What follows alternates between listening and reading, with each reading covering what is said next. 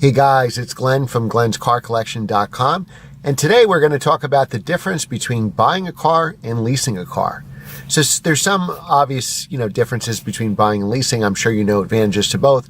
I'm going to try to, in this video, go over a couple reasons maybe you're not thinking of. So an advantage of buying a car, of course, is you own the car. So if you finance the car, your bank would have the title to the car. When you pay off that loan, the title is yours. One advantage of buying the car is you can sell it anytime you want. Whether you just bought a new or used car yesterday or 5 years or 10 years down the road, if you do have a lien on the car, which means you owe money on it to the bank, you would have to pay off that lien first to be able to sell it, or as you're selling it. So for example, if your car that you own is worth $15,000, you still owe $10,000 to the bank. Somebody would have to give you $15,000. You'd have to take that $10,000 and pay off the bank, or have that guy pay off the bank for you. And give the other $5,000 to you, get that title, and you can give it to them. And I'll make another video about doing that, because I've bought a lot of cars where people had to have it financed and we had to get the lien from the bank. But that's not this video. We're just going to do buying and leasing.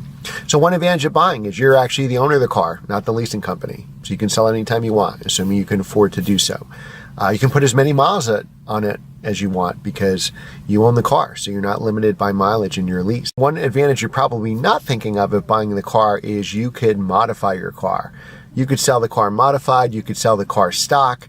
It doesn't matter. When you lease a car, you have to return it to them the way they gave it to you. So if you put in exhaust mods or suspension mods, you got to put that car back to stock and now give it to the leasing company.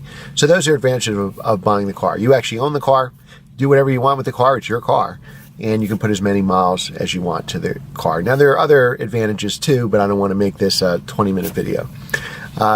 Advantages to leasing a car. Typically, you can lease a more expensive car for the same payment.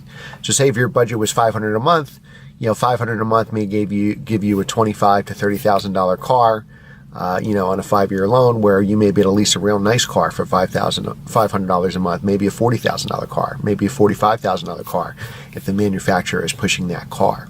One big advantage of leasing that most people don't think of is fixed depreciation. So if the world ends tomorrow or something happens and the economy goes in the dumps, the bank takes the risk on that residual value, which is your buyout value. So let's say you lease a car for $40,000.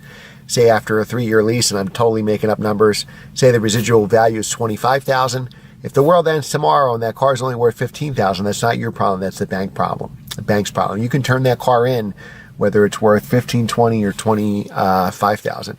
Sometimes you can even get lucky where maybe that car is worth $30,000 and you can buy it now for $25,000 and you have a $30,000 car. That's rare. They don't make mistakes. They look hard, car manufacturers and banks and leasing companies, into residual value. So the last thing that they're going to do is actually give you too high of a residual value, or too low of a residual value. So those are some of your advantages of leasing. So disadvantages are you're limited by mileage, or you have to pay for that extra mileage. So for example, if you lease a car with 10,000 miles a year, now all of a sudden you switch jobs and have a long commute, now you have to do 15,000 miles a year. You have to pay extra for that mileage. Another disadvantage of leasing is you're stuck. Say you leased a car and you just absolutely hate it and it's terrible, or your needs change. You had a 2-seat sports car, now you have a family, you need something that fits 4. You probably can't get out of your lease. There are sites that you can go and trade your lease, but usually you have to offer incentives. You have to pay maybe a couple of their lease payments. You may have to pay money to get out of it. The leasing company may still hold you responsible. Read the fine print of your lease, because I hear this over and over again, where people say if I get out of my lease, I'm not responsible anymore because I leased it to somebody else. Read your fine print, because I've had a lot of friends that said that to me, and I'm good at reading contracts. I do that for a living. So I had them give me their contract, and it says that they're still responsible. So you can lease it to Joe Schmo you found on Craigslist for your $500 a month payment. He doesn't pay it.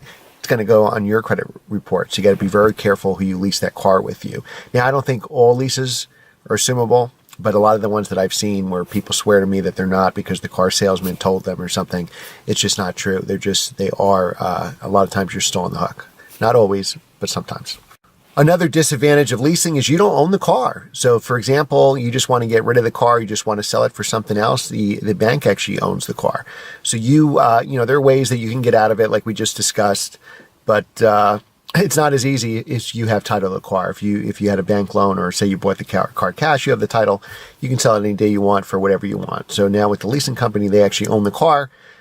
You probably shouldn't lease a car if you modify the car. I had an Audi S4 once, an '05 sedan, Nagaro Blue V8 6-speed. I did exhaust mods on it, sway bars, and I had to put it back to stock to turn it in. So it actually, I was able to sell those parts, but then there's labor involved. So even if you sell your exhaust or your sway bars for half price, then who pays for the labor to switch it with the stock one and for you to get the stock parts? So if you do make modifications to a leased car, try to keep your stock parts because you're going to need them when the lease is up. An advantage of leasing, which I think nobody ever thinks about, besides fixed depreciation, where that residual value is set, where you can just give your car back if you don't like it. Another advantage of leasing is you can basically pick whatever color you want. So if you wanted to try a crazy yellow or a pastel color, you don't have to worry about selling it 3 years from now when the lease is up. Let the leasing company take that risk.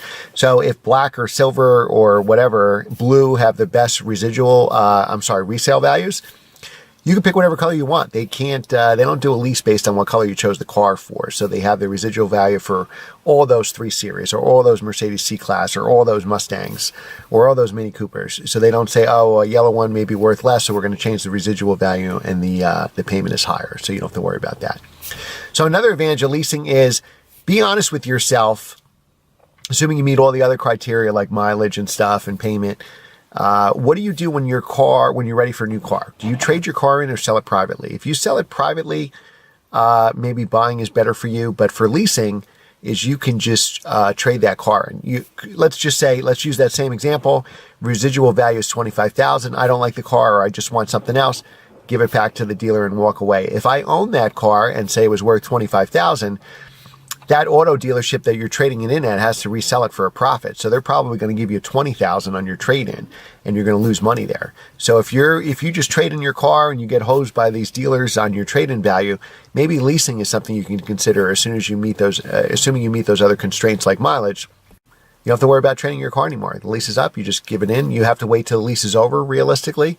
So if it was a 36 or 39-month lease, which is an average lease, you'd have to wait till then. You couldn't trade it in after 2 years, or you like to change your car up every year. Or if you're like me, I haven't leased a car in a while because all the cars I'm buying are used, say, except for the M2. And for the M2, I mean, when a car first comes out, sometimes the lease is just so bad that it doesn't pay to lease it. You can buy it for that. So I bought it. But if you're buying used cars, obviously you're not going to probably lease a new one. But if I wanted a commuter car, I would consider leasing, especially if you don't want to go through the hassle of trading it in. So some things to keep in mind that most people don't think about. If you mod your car and do extensive mods, you probably don't want to lease because it would cost you money and certainly time to put that back together. And if you trade in your car all the time and get hosed by dealers with these low trade-in offers, because again, they're going to have to resell it. And sometimes it's resold a couple different times. It may go to a wholesaler who takes the trade, and you trade in your BMW at the Mercedes dealer, and the Mercedes dealer doesn't want it. He's going to wholesale it and eventually get to a BMW dealer somewhere. But everybody along the way is probably making, $1,000 profit on that car, and then the dealer's probably selling it for $3,000 profit. So you're going to get $5,000 less than your car's worth for trade-in. So if you're getting hosed on trade-ins, maybe you should consider leasing. As long as you can hold the car for those 3 years, you won't exceed the mileage. And then you could do something crazy, like get the car in yellow or orange or some kind of color that doesn't matter. And then, the stock market crashes tomorrow. Who cares? The bank is taking the risk, not you. So those are some advantages of buying leasing. I know there's a million other ones, mainstream ones that you can get from, Edmunds or Cars.com or Auto Trader or whatever auto blog you go on. But so I want to give you some reasons maybe you're not thinking of. So I want you to leave a comment below on some other reasons you think it's a good idea either to lease or buy, and what you usually choose. Are you a buyer or are you a leaser? For a long time there, I was leasing cars, and then I just started buying them because I switched cars too much. But I certainly see advantages to both. So thanks for watching this video. Be sure to give it a thumbs up if you like this type of video. Be sure to subscribe so you don't miss a video. I try to post a video every 48 hours or so. And be sure to like this video and share with your friends. Let's get their opinions too. So share with 5 or 10 of your friends and have them comment. That helps me rise in the rankings, allows me to make more videos, and then we have more opinions, which is great. We can all learn from each other. So please leave a comment below, whether you're a buyer or a leaser, and what you prefer and what you think are other advantages that I didn't mention, or if you agree with my advantages, and we'll go from there. So thanks for watching, guys, and we'll see you soon. Thanks so much for your support. And check out our website. We have a lot of articles on our website that obviously I can't put in a YouTube video, certainly with buying cars or comparing cars or what cars will be collectible in the future. So be sure to check out our website. We post probably new articles at least once a week, and we're going to have cars for sale on there, all kinds of things. So keep checking back to the website. Thanks again, guys. We'll see you soon. Take care.